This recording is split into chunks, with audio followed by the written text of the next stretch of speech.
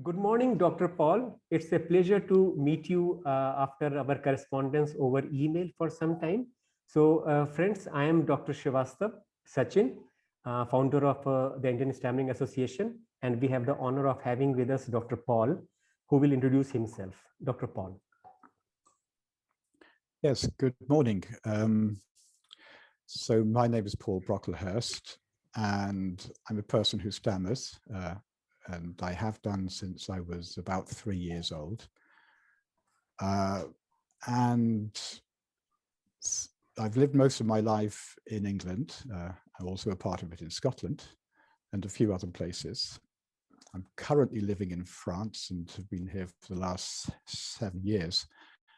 And during the last few years, I've been busy writing a book, which has just been published, and which Satyendra has kindly written a review of. And as a consequence of that, we've come to do this interview now. So just a few words about my past. So I stuttered throughout my life, although in the later part, from about 40 years onwards, I gained a much greater degree of control over it, to the point where it was no longer holding me back with communication or with my life in general. And so, in fact, the books that I wrote was something of a description of how all of that came about. And I moved to France, like I said, 7 years ago. And at the moment, I'm living in a little village up in the mountains where I run a guest house. And this village is on a crossing point of 2 long-distance footpaths, one of which is a pilgrimage route. It's called the Camino de Santiago de Compostela. And the other is a long-distance path from the Atlantic Ocean to the Mediterranean Sea. And so we get lots of walkers come to stay here, and I put some of them up, and that's been my job for the last few years.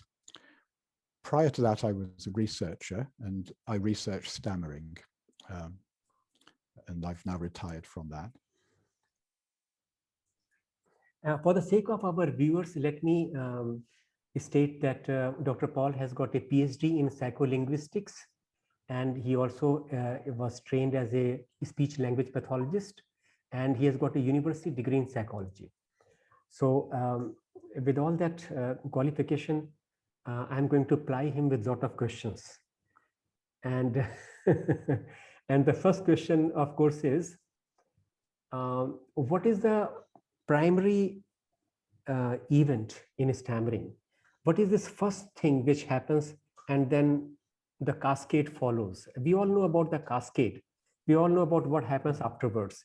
We all know about we are totally stuck in the middle of a sentence or in the middle of a word. Our face goes in a contortion. Sometimes we blink rapidly. We look confused. Sometimes we behave as if we are confused and therefore we cannot talk. So all those things we know, we understand. But what is the first thing which sets off all these changes? What is the primary event in stammering? Okay, so I expect anybody who stammers, who is listening to this, will be well acquainted with the experience of knowing exactly what words you want to say and being able to say them inside your head perfectly well. But then when it comes to actually speaking them out loud through your mouth, nothing happens. The muscles that should move to make the muscle movements that are necessary just don't seem to happen. And then, of course, all of the symptoms, the secondary symptoms of pushing, of trying to get the words out in other ways, or trying to find other words, or maybe simply avoiding the whole thing, start up. But that very primary thing is simply like a temporary paralysis. It's like the signals that should be getting to our speech muscles are simply not getting there. Now, in order to understand what's probably going on in a bit more detail, it's important to have a clear picture of exactly how we produce the words and the phrases that we want to produce. Because, of course, when we're speaking, we're very conscious of the words themselves that we want to say. But what we might not be so conscious of is the fact that there's a lot of unconscious planning that goes on behind all of that before the words are ready to come out. And so basically our brains have to decide what we want to convey, what idea we want to convey. We have to find suitable words with which to convey it, and we have to put those words into the right order. We have to come up with the right sounds for the words. And then we also have to make some calculations about how to say it, how loud and how fast, and what pitch and what intonation would be most suitable to get the word across. So all of these things all come together in what's known as a speech plan. So before we actually start to say the thing we want to say, we formulate a speech plan. And once this speech plan is formulated, we then execute the speech plan. So that means if we planned what we want to say, then we execute it, then we actually say it. Now, what's really interesting is stammering is never present when people first start to speak. So normally children start to speak around 1.5, 2 years old, and in the beginning they just say single words, and then gradually they start to join words together. But at that single word stage, when they first start to speak, they never stammer. They may have some other difficulties, but they can get those words out. There's generally no problem with that. And then something happens. For some reason, usually around 2.5 to 4 years old, but it can happen at other times too. Something changes and they start to have difficulty getting words out. They know what they want to say. They used to be able to say things in the past, but then they start to have difficulty. Now, what exactly causes that difficulty is a matter of contention, and researchers are still examining this question, and there are a few hypotheses. One hypothesis that I personally have been working on is called the variable release threshold hypothesis. And perhaps the easiest way to explain this is to point out that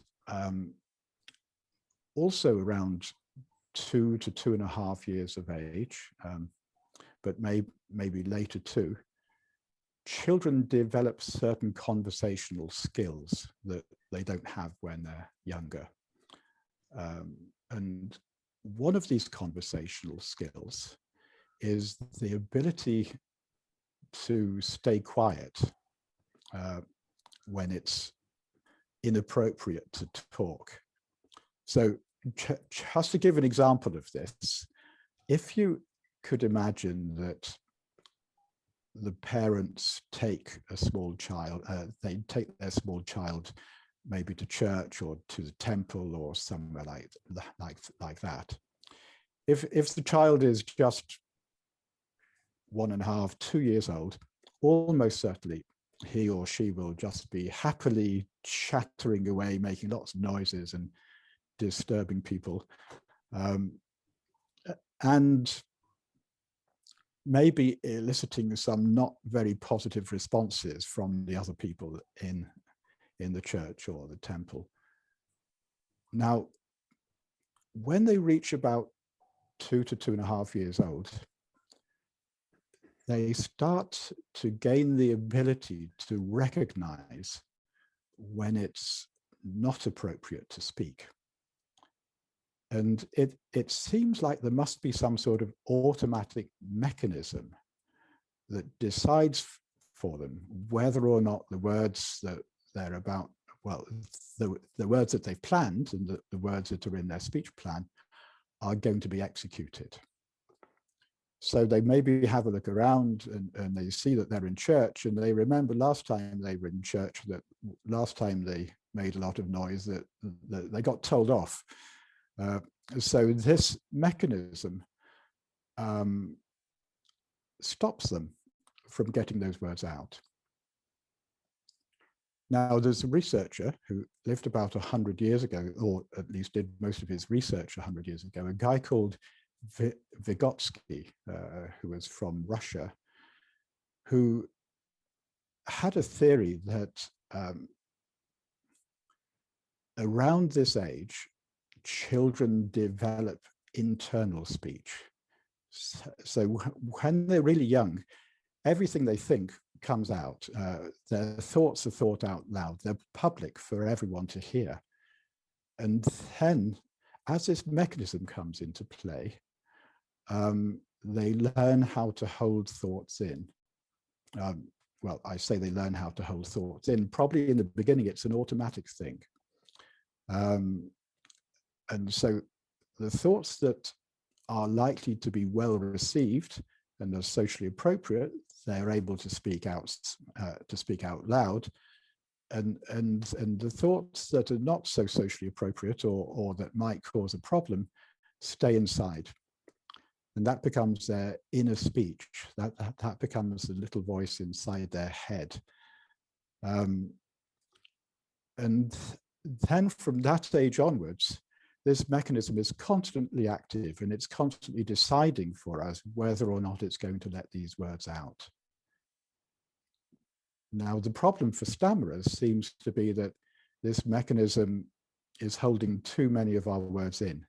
It's as if it's deciding that that things that we want to say might cause problems for us, and so it's better that it doesn't let them out. And so often we find ourselves in situations where we really want to say something. It's important that we speak out loud, but we can't. We can hear the words inside our head, but they're not coming out.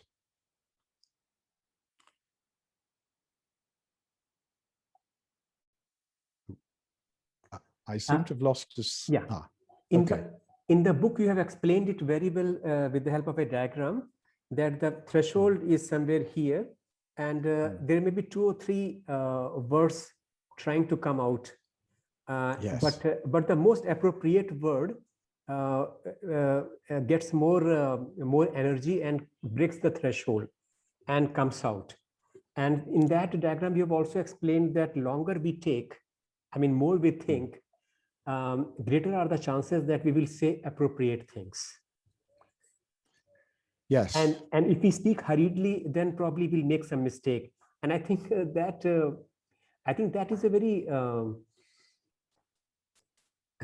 I mean, that is something which we all have felt, because as they say, speak now, think later. If you're in a great hurry to speak, then you say those things which make you regret for a long time.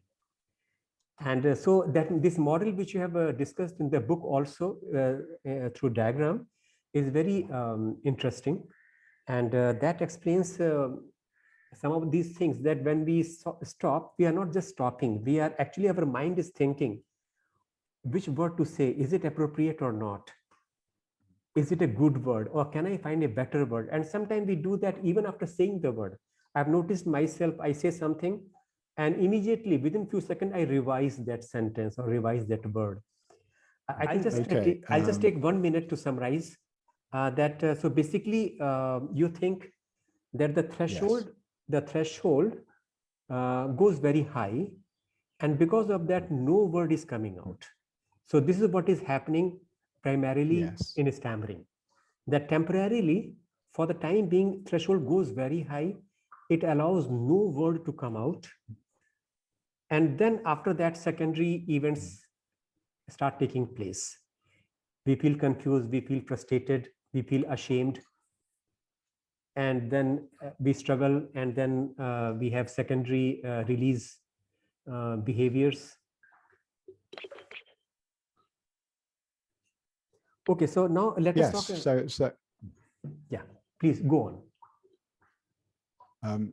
Yeah, I'll just briefly mention that. So we've got a threshold. If you could imagine, our speech plans are electrically charged. They're stored in an electronic form in our nerves, and the extent to which they're electrically charged gradually builds up over time.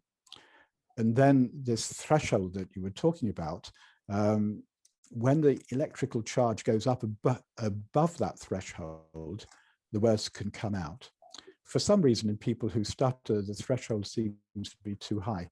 It's worth mentioning also that there's another condition, which is in very many ways the opposite to stuttering, which is known as Tourette's syndrome.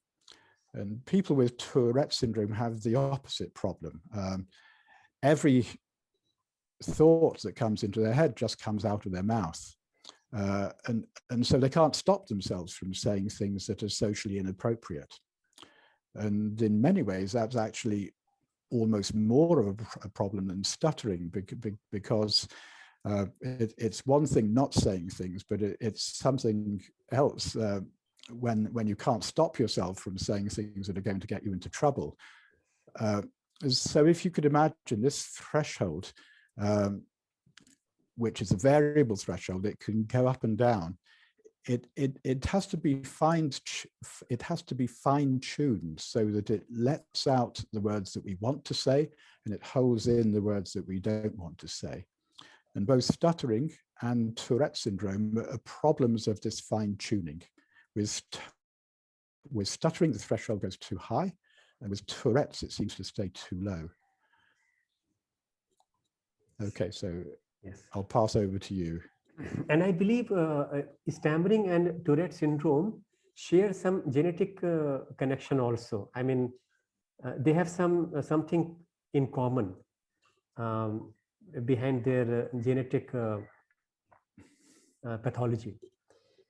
So, so now I would like to talk to you about how metronome dramatically changes our fluency. When a stammerer is made to talk in time with metronome, or when we try some finger tapping technique, my name is Sachin, then our difficulty seem to simply go away. So how does that gel with variable release threshold theory? Okay, so there are a few possible explanations, and there may be more explanations that we don't know about yet, but I'll tell you the two explanations that are maybe the most probable. In connection to the variable release threshold hypothesis, the way this threshold seems to work is that whenever we anticipate that something's not going to come out right, or it's not going to come out well enough, or people are not going to understand us, or they're going to respond negatively to what we say, the threshold goes up. And so that makes it more difficult to get the words out. And of course, people who stammer are very frequently anticipating these sort of events. So the threshold for them goes up, and the words won't come out, and people do respond negatively to them, often because the words don't come out. So it becomes like a vicious circle then. Now, one possible explanation why speaking rhythmically like this seems to get beyond that problem is it changes our focus of attention. So instead of paying attention to all of those thoughts about what might go wrong, and the thoughts that, and also instead of paying attention or paying too much attention to how our speech sounds and deciding that it doesn't sound good enough, when we speak rhythmically, our attention is much more focused on the forward flow. And as we focus more on the forward flow of what we want to say, we focus less on all of these things that tend to precipitate stammering, all of these things that maybe push the release threshold up.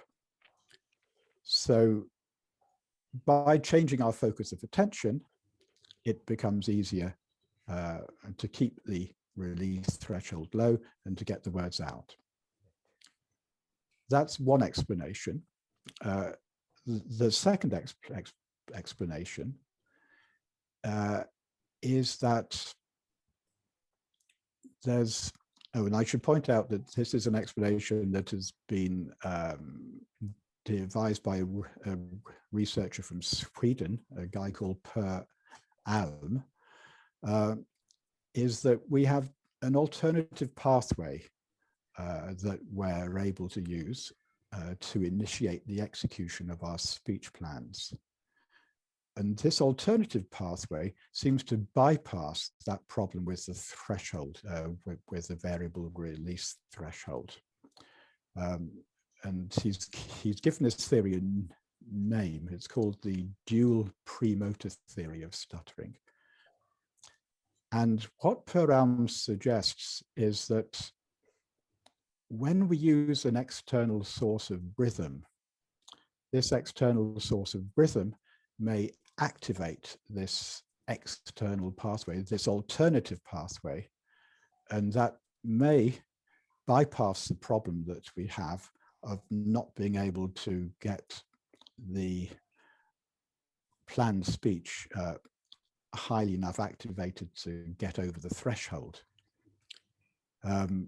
Now, this theory of Per Alm's, I believe, originated or has been used to explain a finding in relation to another condition, Parkinson's disease, where people with Parkinson's disease also have great difficulty initiating, sometimes initiating their speech, but also in initiating all actions of all sorts. And it's been found with Parkinson's disease, again, just like stuttering, that if they have an external source of rhythm or an external go signal, they're called, that can get them started. And it seems possibly that exactly the same thing is true with people who stutter. Yeah, I think makes sense to me. I also at one time, I will stammer if I had to say something on my own. But if somebody asked me a question, I could speak very well. And this happened quite late in my life. I was, at that time, I must have been in my early 40s.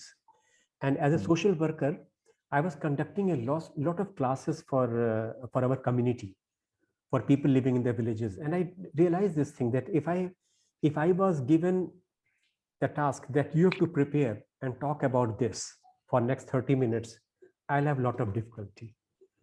Yes. So invariably, what I used to do, I used to go there prepared, but I'll say, let us make it participatory. Ask whatever questions you want to ask. And when people were asking me questions, I was able to communicate very well. So I think when we get the timing cues from outside, we are able to speak much better. Anyway, all this is very interesting, and we have to figure out how we can use it to help ourselves and help other people in a self-help movement. So next thing which I want to discuss with you, Dr. Paul, is about this technique which you talk about in your book called jumping over a block. So first I thought that it may be something like it's like a pull-out. But I think it is something more than that. So please explain to us. Okay. Well, in a way, it is a little bit like a pull-out, and I guess just as pull-out is often described as a fluency shaping technique, I think, no, it's not. It's a block modification technique, excuse me.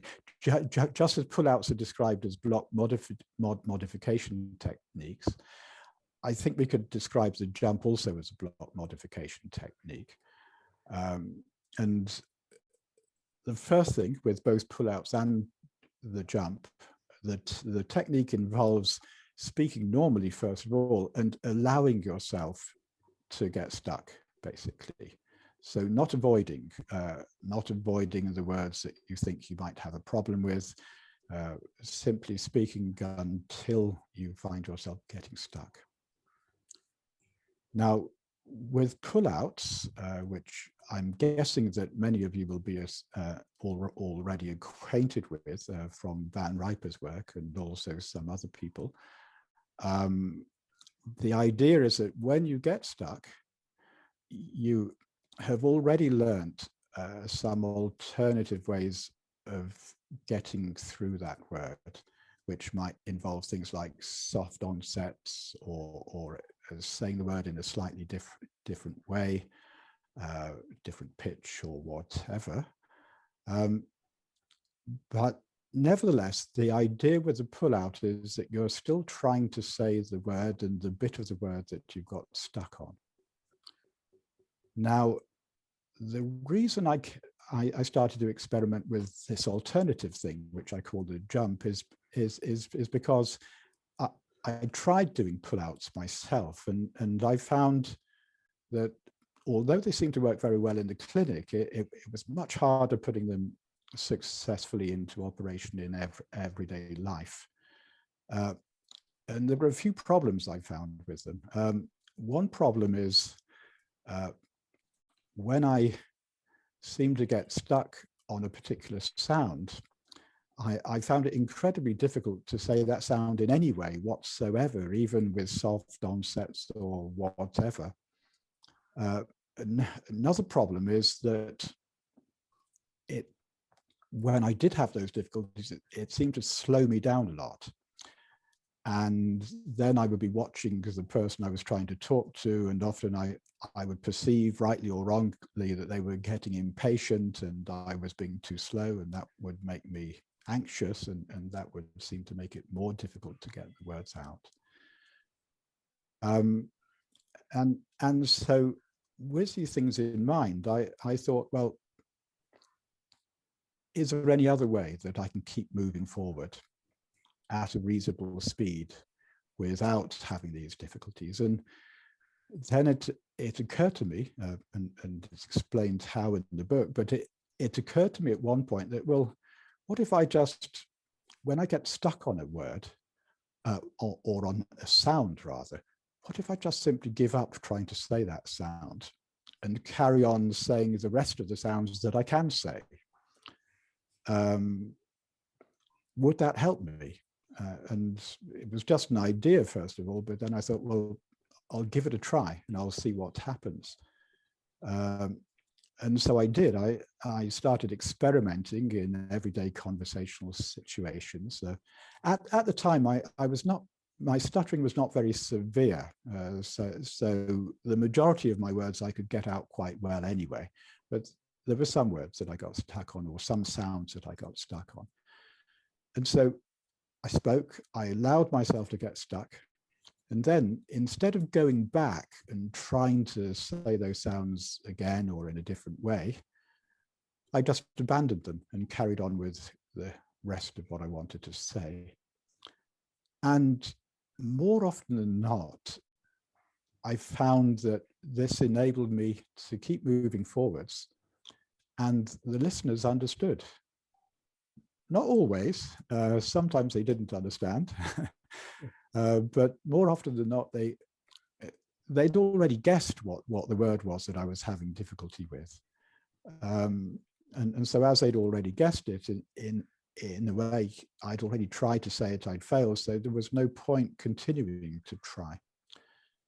And I found this was an easier way to keep moving forward, which involved much less effort and seemed to be more satisfactory for my listeners too, because I found that when I practiced the jump, that my listeners were not getting so impatient with me. So that's basically the essence of it. Thank you so much. So what I have understood is this, that jump essentially means that you say the word and you continue saying the word as far as you can. And when you are Yes. stuck, you just skip that sound and continue with the rest of the word. Yeah. Continue on with the next thing that you can say. Right. And it depends, because for different people in different situations, you may be stuck with more than one sound. Right. Now, of course, there's a problem if there's a lot of sounds and words that you can't say, then it's not going to work, because you're going to have to miss out too much. Yes. So it's a technique that is only going to help people whose stammering is relatively mild. Yes. And if your stammering is severe, then I would say it's probably not going to help until you can get the stammering more mild. But in order to do that, you could use a technique like the ones you were talking about earlier, where you're incorporating rhythm to help reduce the percentage of syllables that you stammer on. Yes. Yes. And if you can reduce your stammering in that way, then you might get to the point where you can start to successfully use the jump. So essentially, the difference between pull out and jump is that in pull out, you're using some technique at the moment of difficulty. But in jump, you are not bothering about using this technique or that technique. You simply you go on to the until you cannot go on, and then you jump over and then carry on with the rest of the sound. So I can understand it has got some advantage. Advantage is this, that you don't have to worry about the techniques. You simply carry on through the word and skip, jump over, and then carry on. Yes, yes. So the key advantage is that it's easy, and you don't have to think about it much. It just involves giving up, basically, on the sounds that you can't say. Right. Yes. But actually, that's the biggest obstacle for a lot of people who stammer, because it goes completely against everything that they've always tried to do. Yes. And also it often goes against what they've been taught in other therapy means, where often the emphasis is that you should keep trying to say something until you can, and resist the time pressure. Maybe that's good advice, but maybe not always, because I think in my experience, resisting time pressure and continuing to try to say a sound that is not coming out is quite traumatic for us. And also it can be quite frustrating for the people listening to us. And I've often had the feeling that when we really slow down a lot because we're stuck on particular sounds or words, it's taking a long time, that we're actually traumatizing ourselves, and that might not be helping, even though we're correctly trying to use a certain technique. I try to tell people who listen to me that let communication be the ultimate judge. So whatever technique you are using, whether you are jumping over the word or whether you are using pull out or any technique, just look at people's face. If they have understood, then carry on, then don't worry. But if they have not understood, then maybe you should stop and repeat that word. Because ultimately, if your audience has not understood, then no amount of technique is going to save the day. Sure. Yes. So yes. So I completely agree. I think a big step forward for all people who stammer is to be able to become pragmatic about communication, to use the methods that work, and not to be too perfectionistic either about thinking, well, I want to speak like this, it's got to be perfect. But yes, when using the jump, often, well, not often, but sometimes people don't understand. Sometimes because you missed out a word, and sometimes the words we have the biggest problems on are the most important words, which is a bit of a problem. So what I've suggested with people, and this is what I also do myself, is if when I get to the end of the phrase, it's clear to me that the person hasn't understood, then I go right back to the beginning of the phrase and say the entire phrase, maybe in a different way, usually with a bit of rhythm, so with orchestral speech, with syllable timed speech, like speaking like this, or with a more complex rhythm, a method that I call orchestral speech, which is more like singing really, but still with the attention on the forward flow and on the rhythm, just to get through. And usually the second time you go through it, if you're using rhythm and focusing on the rhythm, there's a much greater chance that you'll manage to get out that problem word or the problem sound. And there's a much greater chance that the people will understand you. Yeah, I have seen your online course where you have explained in detail about orchestral speech, about jump, all those things. It's a nice course and it's free. And I will share the link below in the comment section also. So thank you so much for explaining these things to us. And I really loved your insights about these popular questions. For example, we have been told that you should discourage your audience from supplying the word. So if I'm getting stuck on a word, if I'm not able to say it, and if the audience tries to help me by saying that word, then we should say, no, please don't do that. But you have given a totally new interpretation of that phenomena, and you don't seem to condemn that. You seem to say, if the person is trying to help you, what is wrong with that? Because Yes. audience always tries to help the speaker, even when they are not stammerers, and we accept that help with a thank and carry on. So for example, if I'm not able to recall a word and you jump in and you supply that word, in normal situation, I'll say thank you and we'll carry on talking. But to stammers, Yes. we have been taught that discourage that. And you have brought this insight from the communication science, that dialogue happens Yes. like a Yes. like a ballroom dance. Like, Yes. two Yes. partners are dancing together. So one takes steps towards you, you take a step back. So it goes on like that. So instead of thinking about the dialogue between two people, we are obsessed with our own speech. That I should have the freedom to say what I want to say, even if I take a long time. I should have the freedom to say what I want to say, but I know very well, and I'll take my time to say that. So that was a very interesting insight from the book. Now, one thing that I could add to that, which ties in with something that you mentioned yourself earlier, is I think it's important to keep in mind the underlying reason why we're trying to speak, which is to communicate information.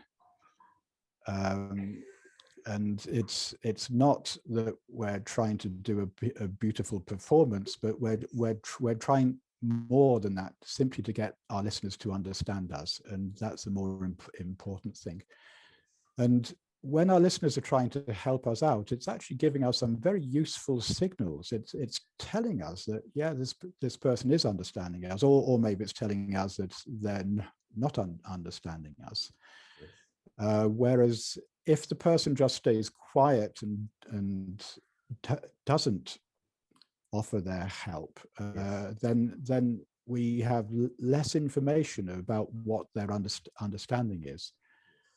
And one of the things, an experience of people who stammer, is that we tend to stammer more when we're unsure about whether or not our listeners are understanding us.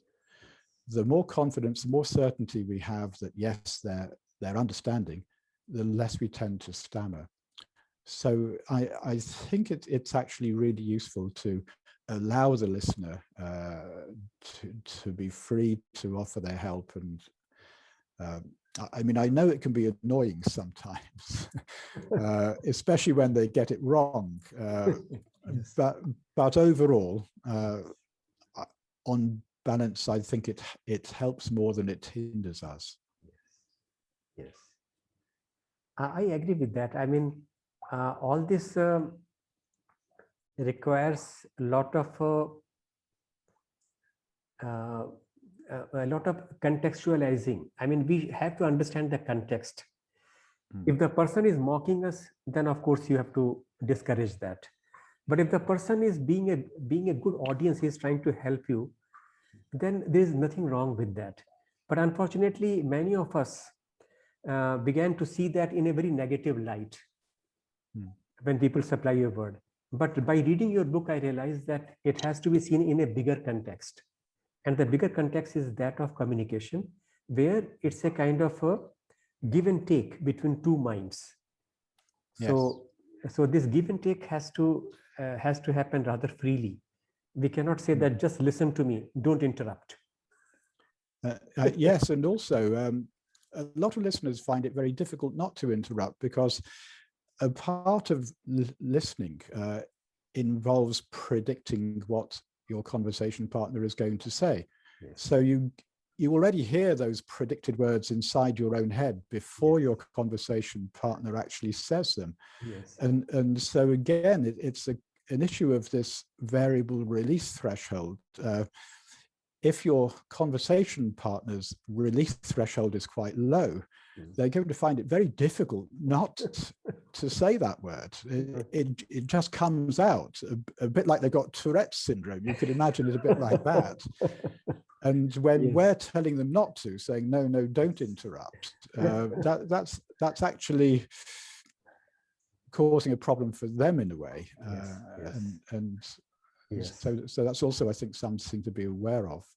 I think it's always important for us to keep in mind that just as we have difficulties with speech and communication, there are lots of difficulties for our listeners too. And so sometimes I think I mean, like you say, if the listeners are mocking us or being negative, then that's not a good thing at all. But if they're being positive, if they're trying to help, then yes. Yeah, I really like this approach of yours, that you are looking at stammering not as a fluency disorder, even though you were trained as a SLP, but you are looking at stammering, and your research is also looking at stammering from a broader communication point of view, dialogue between two people. And that I find very refreshing in your book. And this is what I will recommend to our listeners also, that they should check your book out to get this perspective that stammering is not a fluency disorder. It may be, maybe it is, but so what? It should not stop you from looking at stammering from a overall point of view of communication between two people, where the rules are changing. One moment you are as a speaker, next moment you are the listener. So that kind of dynamics which happens in a dialogue is very important to keep in mind when we are thinking about stammering and the listener reaction. So very quickly, let me go over to self-help. You have contributed to self-help by putting up that online MOOC, that online module. And I'm sure you are doing a lot of other things also for people who stammer in Britain. You are working with the BSA also, which is now called stammer.org, that British Stammering Association. So people who are trying to work on their own in a self-help model, what are 3 important things you would like to give to them to help them onwards based on your own life, your own experiences and research? Okay, the 3 most, well, the 3 first ones that come to mind at any rate, and this is something that when I look back at my own life, I wish this had happened at an earlier point, is if at all possible, make contact with other people who stammer. I still can't understand how or why, but for some reason, more or less for the first 20 years of my life, I never met any other stammerers. And you know, we're supposed to be 1% of the population, and in 20 years I must have met thousands of people, and yet I never met any other people who stammer. There were no self-help, or I was not aware of any self-help organizations back then, and strangely I didn't really want to meet anyone. I don't know why. I think I know why. I know why. Because I also in my youth, I was avoiding other stammerers like plague. And now when I try to understand, the reason was this, that I was so pained by my own stammering. I was so overwhelmed by my own stammering that I said, Yes. one is enough. I dare not meet another stammerer. Yeah, yes. Well, that could well be. Yes, that might be it. But yes, in terms of things, and of course now the opportunities are much greater because in recent years there have been stammering self-help groups springing up all over the place, mainly in the big cities, of course, but since the advent of the internet, there are all of these online groups, and I think they have revolutionized the opportunities for self-help, that now compared to when I was young, it's so much better, and it's getting better all of the time. So yes, get in contact with other people who stammer if you can, and if you can't, and I think you suggested this in your own guide, consider starting up a self-help group yourself. I'm sure the Indian Stammering Association is able to help people with setting up organization, their own local organization. Yes, you were going to say something to add to that. No, we are doing that, definitely. So yes. Your point number one is very valid. Get in touch with other people. And if they're a stammerer, all the best. So having got in touch with other people, and this is something I think is really important, is that we have to recognize that the different people who stammer have different types of stammering, that we're not all the same. Although we all have some things in common, there are quite a few differences too.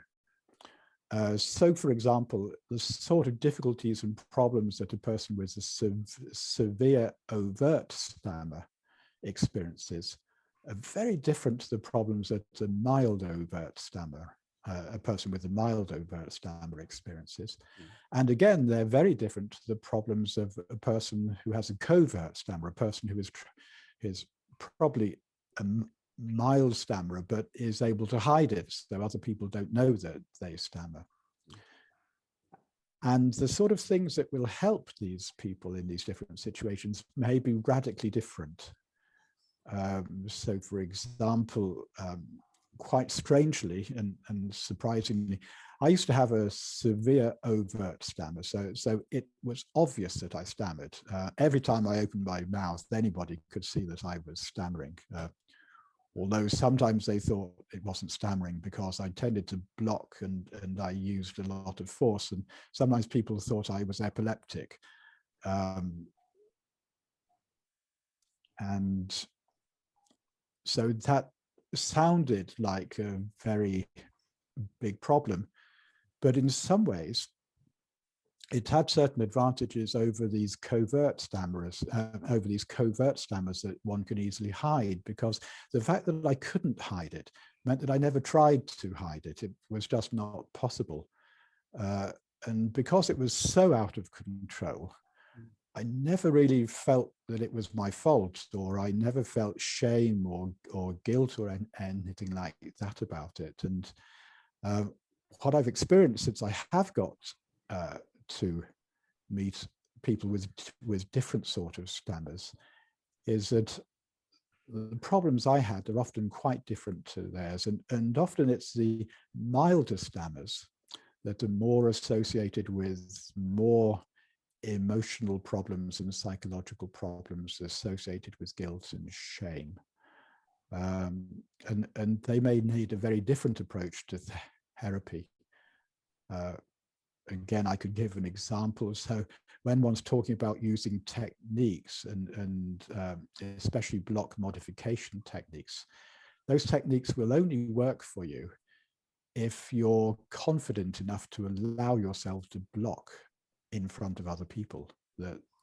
And in order to be able to allow yourself to do that, you've already got to not be ashamed of it.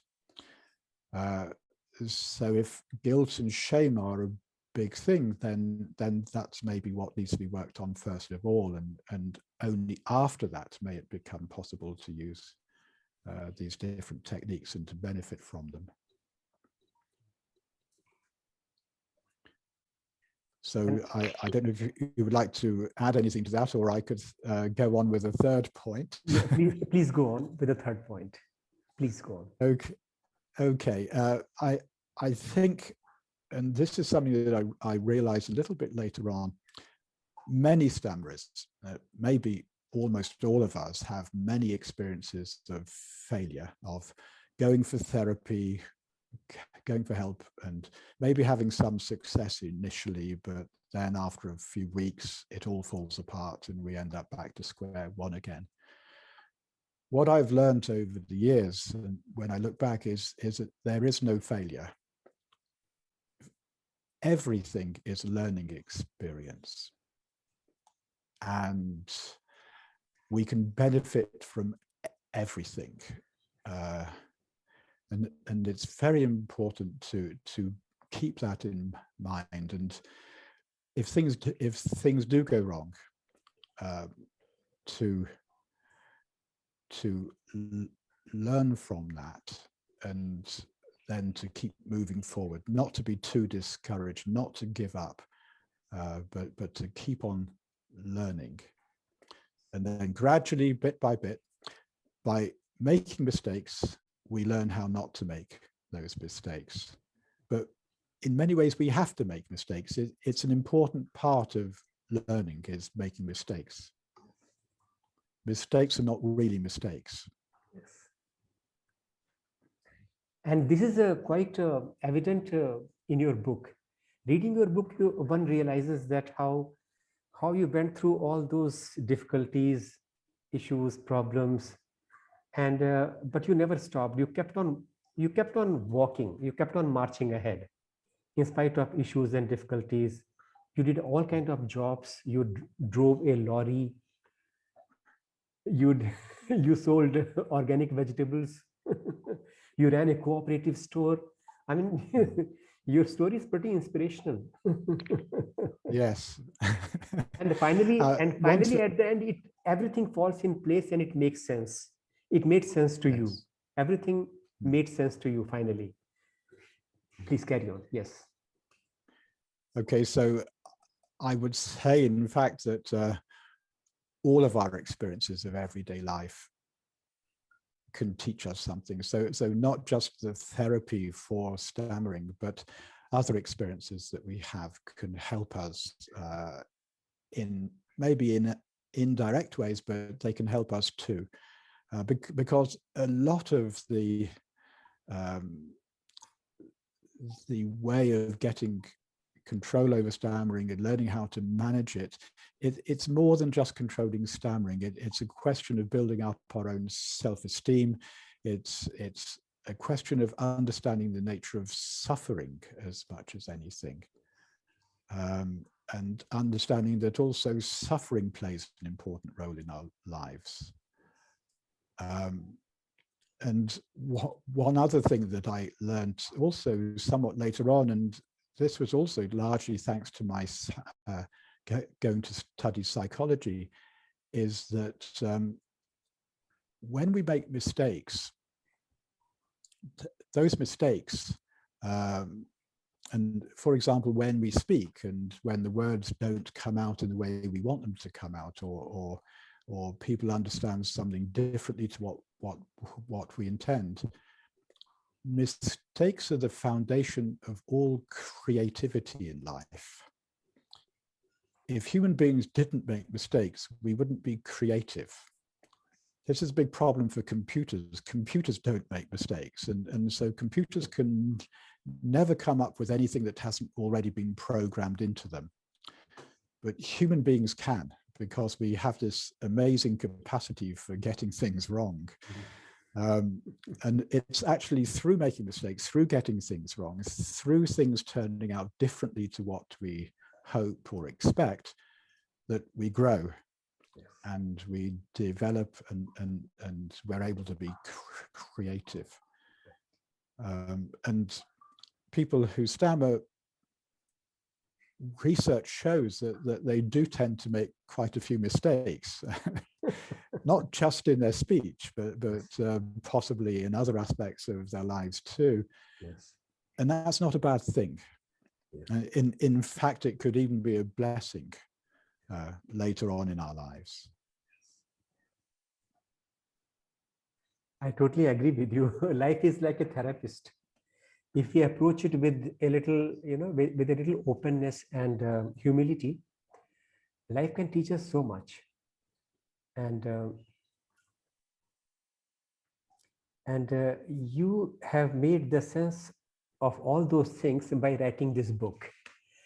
In fact, I feel like asking every stammerer to write their biography. I'm also working on my own life, on my own biography. But sometimes this happens that when you start writing about events long forgotten, when you go over your childhood, your adult, your teenager years, a kind of intelligence starts to make sense of all that and finds a common running thread. And not only that, but it brings out the deep insights. You can learn some lesson from your own life. Yes, yes, yes. I completely agree. If it were possible, if it is possible, I would recommend to as many people who stammer as possible, and not just people who stammer, but people generally, indeed, that write about your life and maybe keep a diary. And by doing that, it'll bring many, many benefits. It'll enable you to see things from perspectives that at the time you were not able to see them from. It'll help you to make connections between things. And it'll help you to see a sort of underlying meaning and direction, which can make life much more tolerable and much more rich. So yes, I would recommend it to anybody who can do it, basically. It reminds me of a nice saying from a Greek philosopher. It was Socrates, or I don't know who, but he said that life unexamined is life not lived. Right. Yes, yes.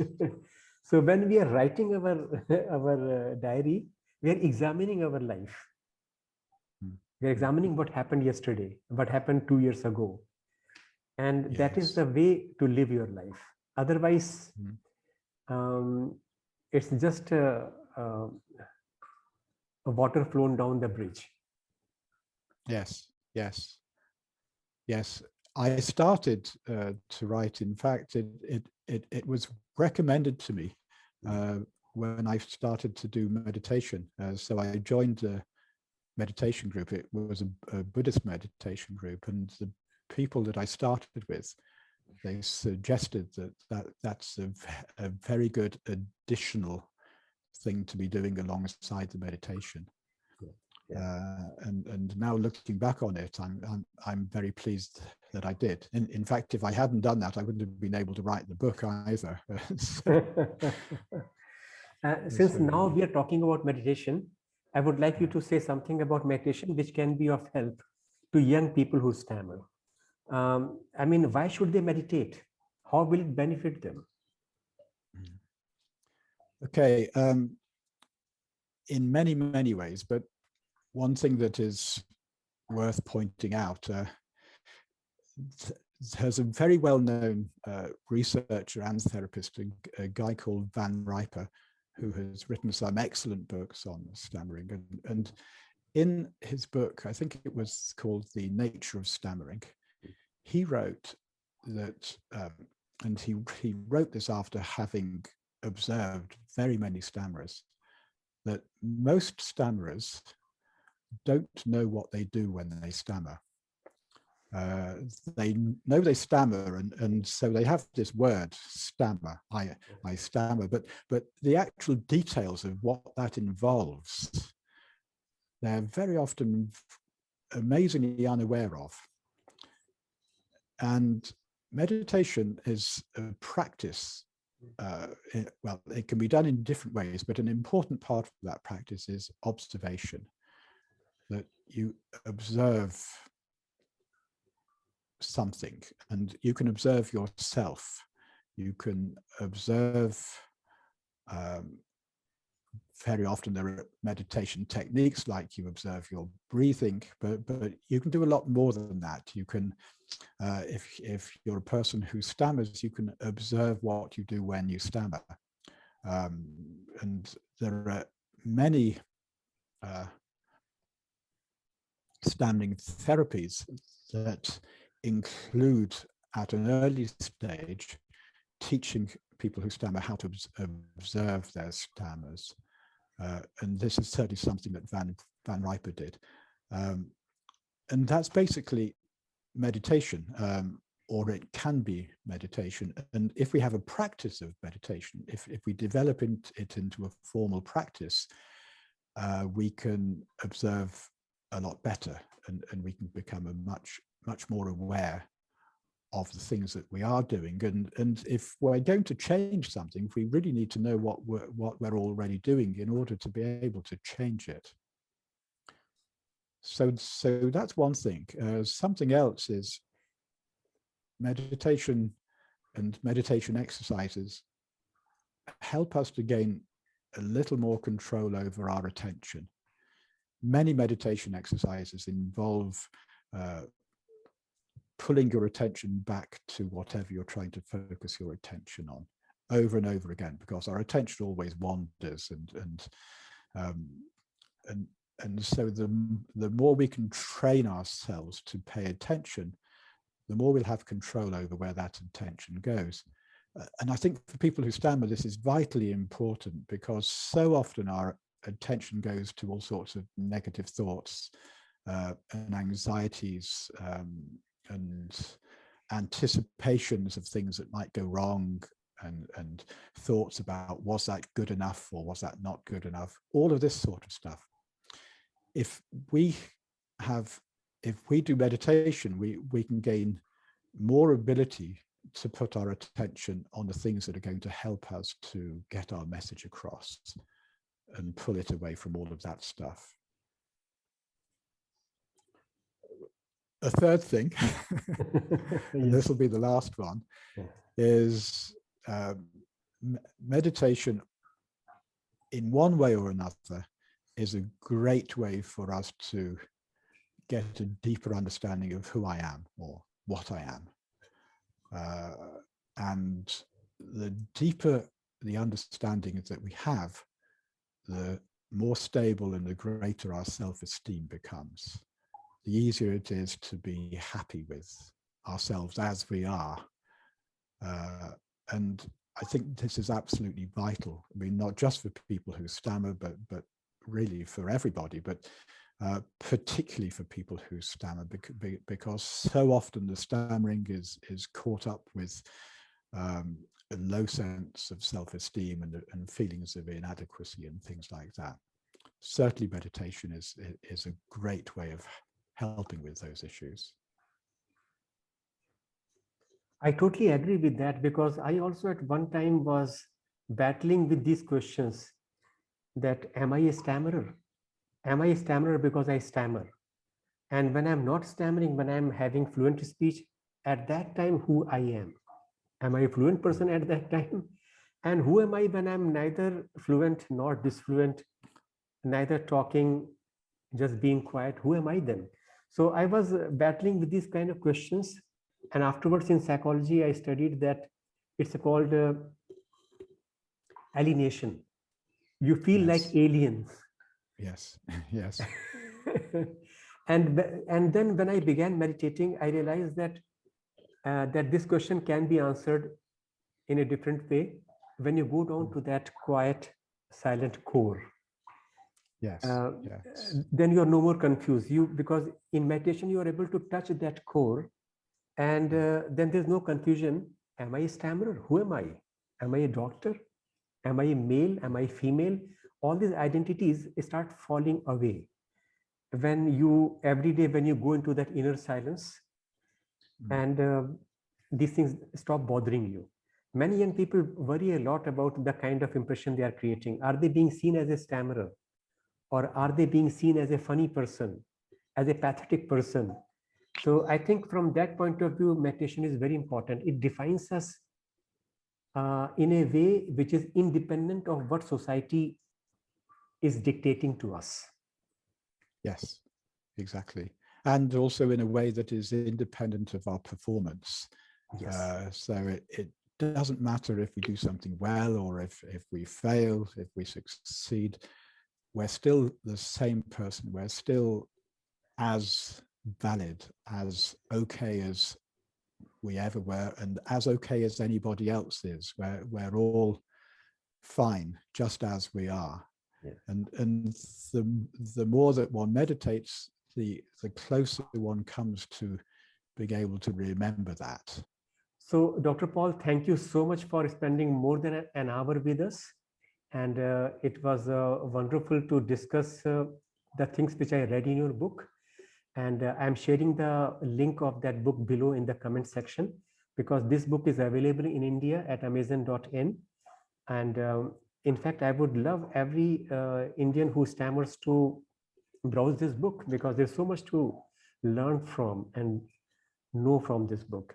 So before we conclude, do you want to say something to our people in Indian Stammering Association? Some parting thoughts? Well, yes. First of all, I would like to thank Satyendra and the Indian Stammering Association for getting in contact with me, and Satyendra also for writing the review.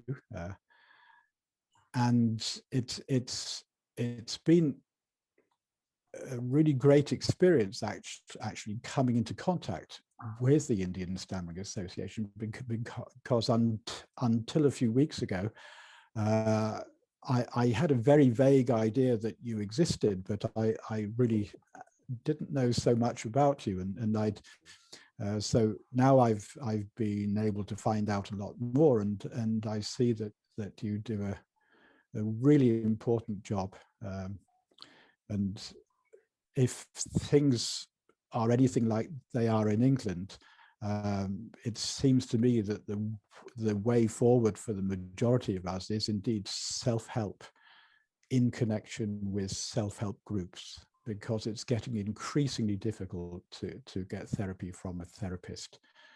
And so thank you for doing such a great job, and for encouraging the self-help movement, and I look forward to cooperating with you in the future. Thank you so much. Thank you so much.